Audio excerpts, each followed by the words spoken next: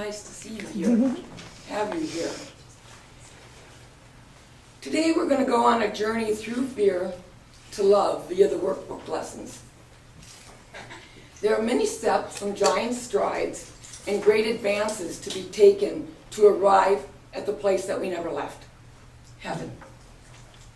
So let's embark on the journey together, this journey without distance, because there is only here right now. There is nowhere to go. I just need to be right here, right now. This is my second year of facilitating A Course in Miracles 2, the workbook group, and it's about my 25th or 26th year of doing the lessons. CMC has structured classes, year-long classes. We offer ACIM 1, we study the text this year, and after that we offer those people to go on to A Course in Miracles 2, which is a workbook study. Because just going through the text and having an understanding what the Course means is not enough. You really need to do the workbook lessons for that practice. And doing it with a lesson partner is very, very beneficial. I'm finding that this year that we had an odd number in our class, so I need to be on the call every morning, and it's really rewarding, more so than just doing the lesson on my own. And this talk is to encourage you to do the lessons, to do them, whether you're doing them for the first time or the 50th time. Every year I learn more and I understand more every time around. It's really fulfilling. The Course says all things are lessons God would have us learn. And we have a lot to learn and a lot to unlearn and a lot to undo here. But there's a lot to discover and experience along the path of miracle-minded thinking. And as well, because the truth can only be experienced.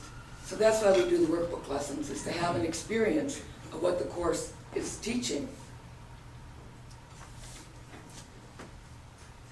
And it says that when we apply the lessons to our situations in life, it brings us a new and a higher experience. And it really brings the peace and freedom from worry that the Course promises us. Lesson 70, My Salvation Comes from Me, tells us that we have to go through the clouds of doubt and darkness and fear to reach the light. This lesson also contains one of my favorite lines. It says, if it helps you, think of me holding your hand and leading you, and I can assure you it's no idle fantasy. So sweet, you know, what a friend we have in Jesus. And we do. And it does, it feels safe and secure knowing that on the path, that we do not do it alone. But I suggest, besides walking the path with just Christ, to take the hand of another and do it together. It really is wonderful. Because in sharing the ideas, the benefits increase. And you really get to know someone else on a whole nother level, which is, again, very wonderful. You learn things that you wouldn't learn. They learn things about themselves that they haven't even thought of before. So on this path, we walk to God. In our reading, it said, consider that. Could any way be holier or more deserving of your effort, of your love, and of your full intent? Can you make a commitment to God this year to do the lessons, to yourself, to just kind of up your game on studying A Course in Miracles? Yesterday was the first time I officiated at a celebration of life ceremony. And my friend Sally passed away New Year's Eve, and her husband David asked if I would do it, and I had to say yes. And there's a lot of fear around that. It was, a pretty big room. I never did a service like that before. But, like the Course says, where would you have me go? What would you have me do? What would you have me say and to whom? If you apply that and you wait for an answer, it comes. So I knew who was going to be in the room. as far as what I was going to say, I trusted that to come. But the week before, a mutual friend of ours who's an atheist, she says to me, well, Judy, you're not going to say anything religious, are you? And I looked at her and I was stunned. I really didn't know what to say. And I said, well, I'm not really religious. I'm spiritual. There's a difference. And I was a little upset. I was shaken inside. And I thought about that. Why am I so defensive? And it occurred to me I wasn't defensive at all. I really had a feeling of pity for her, a feeling sorry for her in a way, because she has no God. She doesn't believe in a loving God. I mean, how can you go through life without believing in a loving God? Well, after 25 years of the workbook, I've come to understand that God is loving, and that so are we, and so is everyone else, and there's really nothing to fear. But I'm off the path here, so getting back on the path. It amazes me how quickly the workbook lessons turns our thinking upside down. It really goes quickly. In lesson 11, my meaningless thoughts are showing me a meaningless world. This is the first idea related to a major phase of the correction process, the reversal of the thinking of the world. That's a pretty daunting function. We're here to reverse the thinking of the world. I mean, it is going to take a miracle. It is going to take a miracle. But that's what we're here for. We're miracle workers, and we're here to change our thinking, which will change the thinking of the world. This lesson also states that it contains the foundation for peace, relaxation, and freedom from worry that we are trying to achieve. I mean, everybody would like to be worry-free, more relaxed, and certainly more joyous. And I think peace and freedom are certainly worth the effort of reversing our thinking. And that's what keeps me on this path and doing the lessons over and over and listening to course-related material, because I need to be constantly reminded. Fear comes with the first attempt at the cause and effect relationship. Lesson 13, a meaningless world engenders fear. A meaningless world engenders fear because I think I'm in competition with God. My ego thinks, competition with God. And then we fear the vengeance of the enemy, who would be God. And I think if I really felt God was mad at me, I would be shaking in my boots. I would be very, very concerned. But thank goodness the next lesson sets things straight. God did not create a meaningless world. We did. Oh, yay. It's our, not fault, but it is our doing. And that lesson also asks us to let go of the thoughts that are creating the insane world and allow God to have His meaning written on it. So instead of blaming God for the evils in the world, we have to take responsibility for what we see. And that's a responsibility to heal our thoughts, and not only our own thoughts, but the shared thoughts, the shared illusion that we think with everyone else in this world. And this lesson still kind of gets me a little crazy, because I go, why would I continue to make an insane world, or be in an insane world, when by now I should know better, And if I'm the cause of the problems that I see in the world,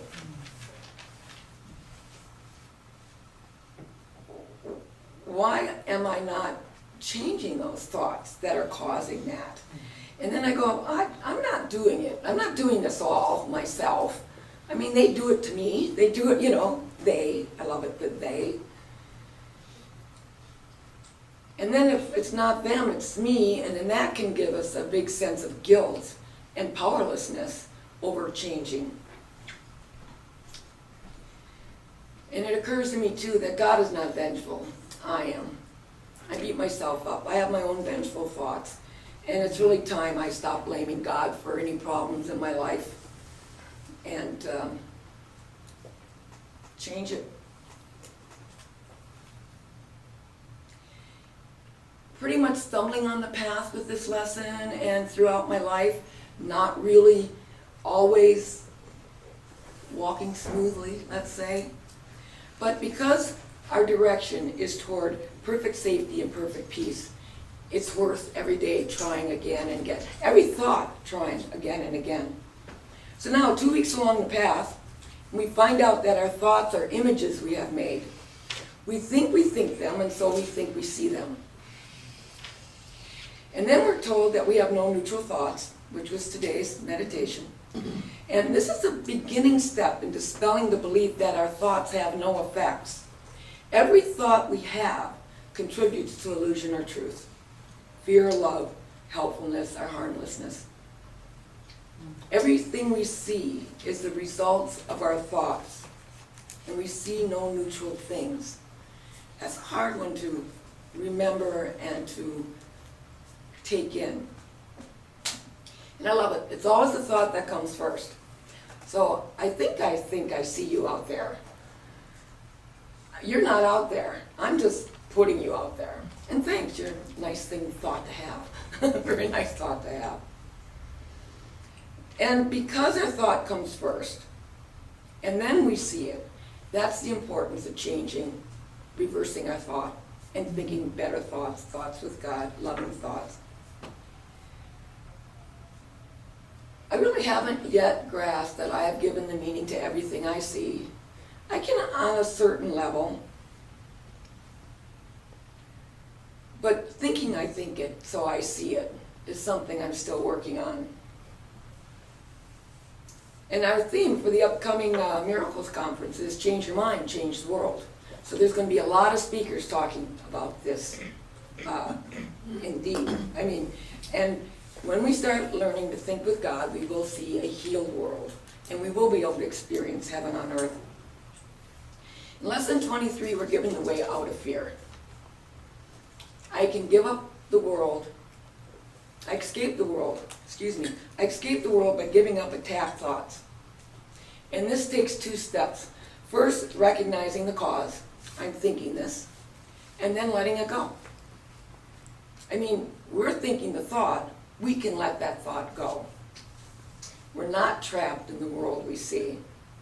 And if a thought causes fear, let it go. Think a better feeling thought.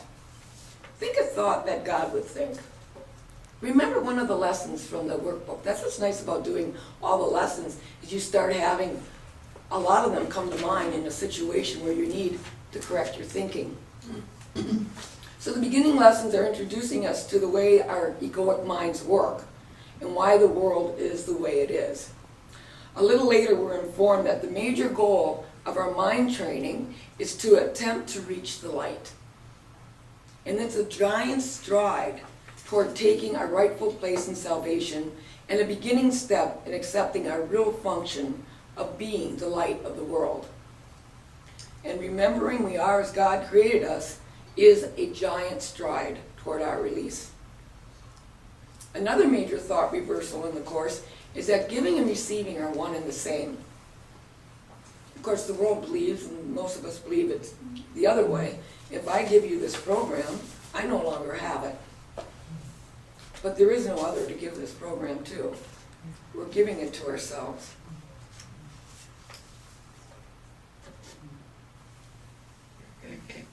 And all that I give is given to myself. This is a lesson I learned to really understand in a work situation where I felt I wasn't getting enough respect.